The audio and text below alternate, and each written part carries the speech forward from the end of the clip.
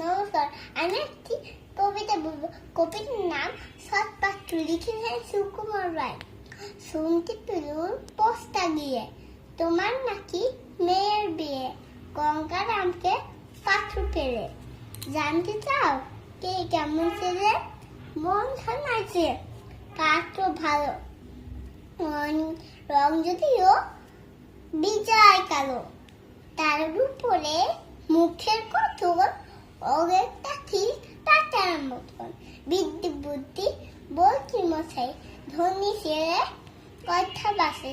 19 শিকার নেত্রী কেসে, খায়ের হয়ে থাম বসেছে।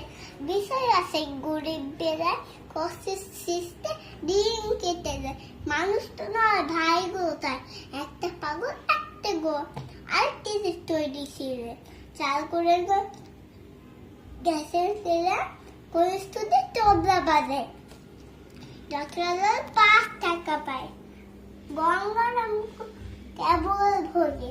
পিঠের তরার পান্দুর রোগে, কিন্তু তারা উচ্চ ঘর, কংসের রাজের বংশধর।